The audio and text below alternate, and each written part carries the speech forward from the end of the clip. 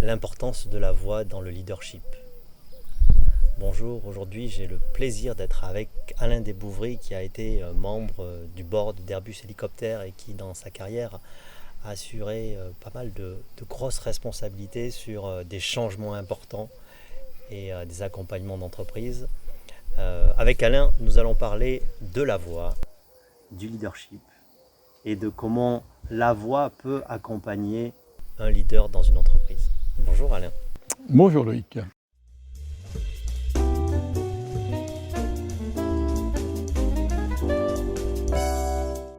Est-ce que tu veux commencer peut-être par nous dire quelques mots sur ta carrière ?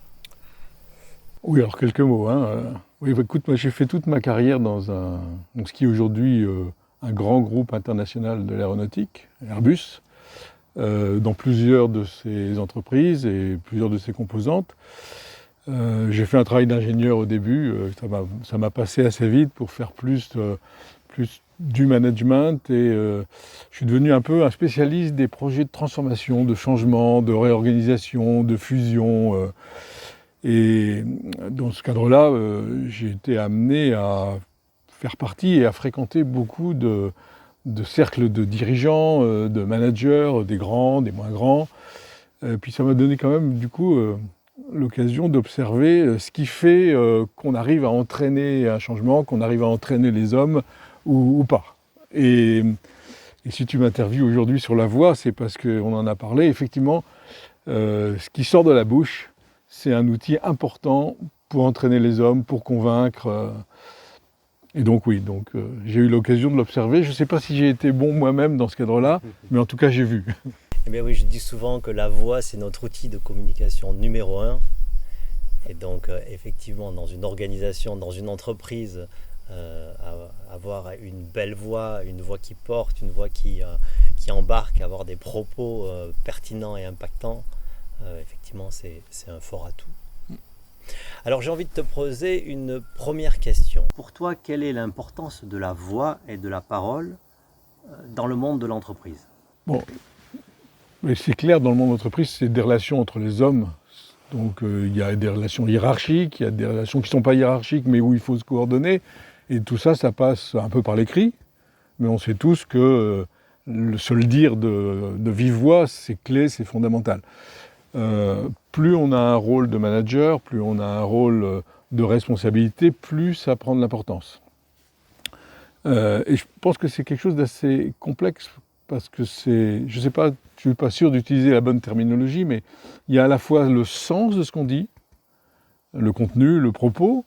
Il est clair que c'est une évidence. S'il n'y a pas de contenu, si ça ne donne pas du sens, si c'est trop idiot, on ne convaincra personne, on n'entraînera rien. Donc ça, c'est clair pour tout le monde et on le sait. Après, il y a la façon de le dire. Donc là aussi, on en est conscient, et puis on le travaille un peu quand même. Il y a un peu de formation là-dessus, sur la façon de le dire, le rythme, l'intensité, savoir faire des pauses, etc. Et puis il y a la troisième composante qui était particulièrement chère, c'est la voix elle-même, le timbre, la tessiture. Et ça, on en est moins conscient de l'importance. Et pourtant, quand on rencontre quelqu'un, la première impression que ce quelqu'un nous donne, avant ses propos, c'est sa voix.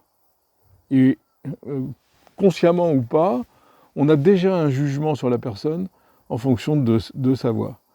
Et les oreilles s'ouvrent plus ou moins bien pour l'écouter le fond, selon l'impression qu'on a eue. Donc c'est très important, et alors qu'on en a assez peu conscience. Il me vient une question là, en t'écoutant.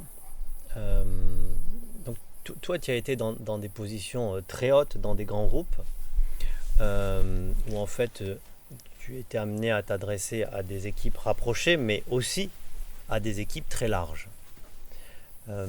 Est-ce que pour toi, dans ce cadre-là, la voix et la parole et la précision de la voix et de la parole ont un impact différent par rapport au management d'une équipe rapprochée ? Oui, tout à fait. Quand on a une équipe rapprochée, plus l'équipe est petite, moins cette composante de la voix est immédiatement importante, parce que ça passe par autre chose. On a le body language, on a le contact, on a le regard, on a la connivence qu'on peut créer avec l'autre, il y a la vraie communication. Et donc, il y a plein d'autres moyens que la voix. Maintenant, si on est en face d'une grande salle, là, il y en a 1000 personnes, la communication par le regard, elle existe, mais c'est pas la même. On va percevoir des choses, on va faire passer des choses.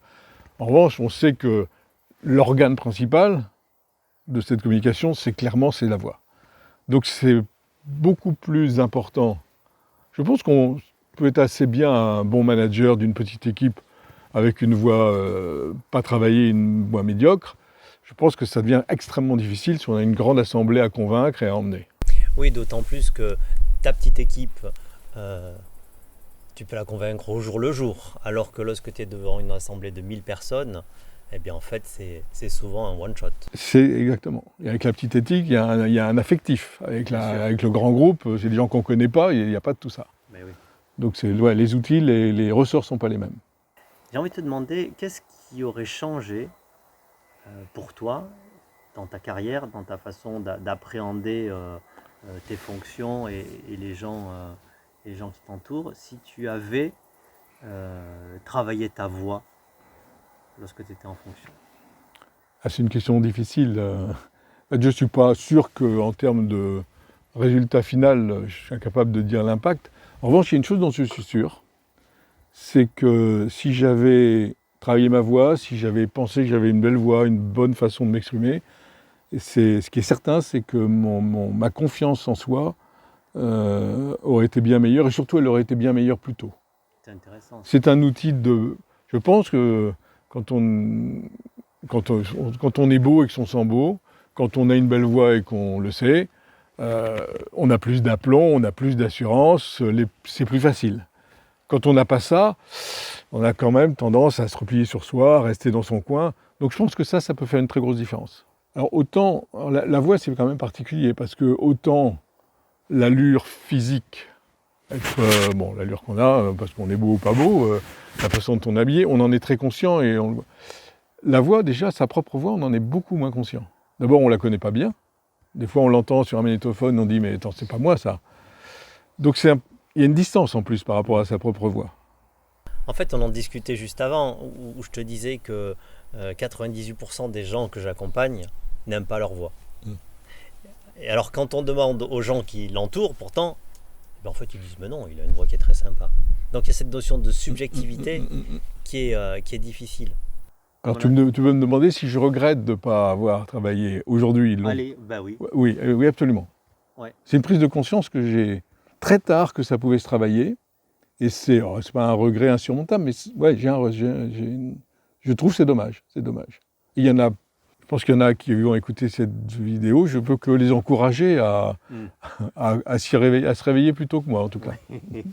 Et est-ce que tu dis que si tu avais eu travaillé ta voix plus tôt, ça t'aurait permis de booster ta confiance en toi plus tôt, mais est-ce que ça t'aurait permis d'avoir des allocutions différentes, des prises de parole différentes? Sans aucun doute. Ouais. Oui, ça c'est certain.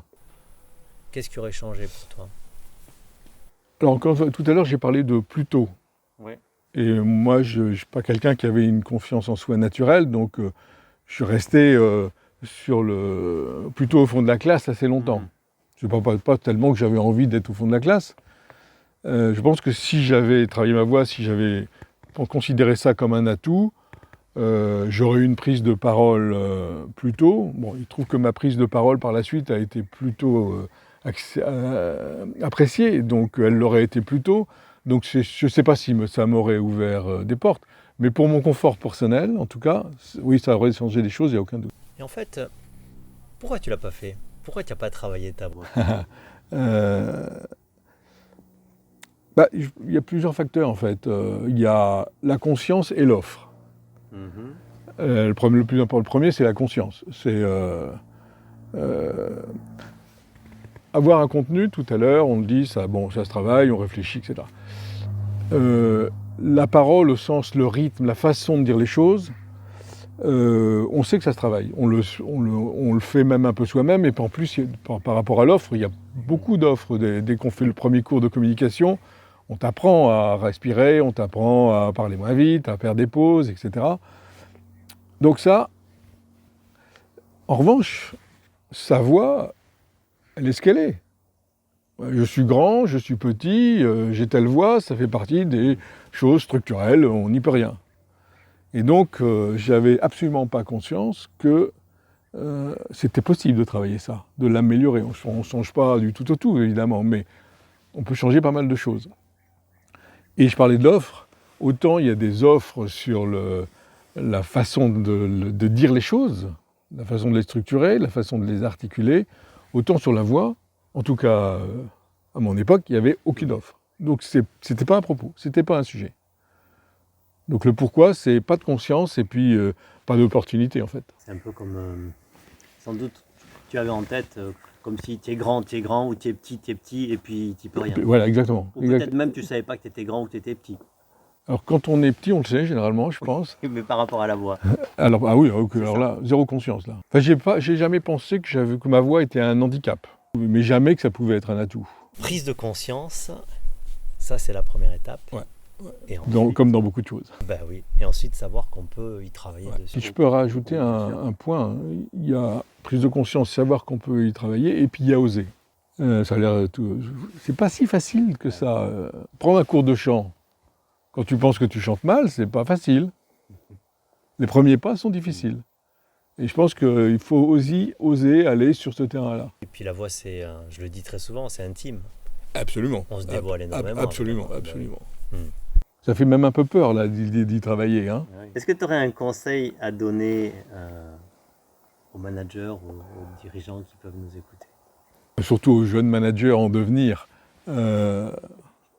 Faut pas penser que la façon d'exprimer et la voix elle-même, c'est une futilité. C'est un véritable outil, c'est quelque chose qui peut vraiment faire une différence pour ce qui compte dans la vie professionnelle, quand on a la responsabilité de management, c'est de donner du sens et d'entraîner les hommes, de les convaincre, de les faire adhérer, de les faire bouger. Et à ce titre-là, la voix, la parole, l'expression, c'est fondamental. Donc ne négligez pas ça, si j'ai un conseil à donner, et faites-le, c'est jamais trop tôt en fait. Il ne faut pas attendre d'avoir des grosses responsabilités pour s'y mettre. Merci Alain. Je t'en prie Loïc. Merci pour ce moment. C'était un plaisir. Et puis à bientôt. Ouais, certainement. À bientôt Loïc.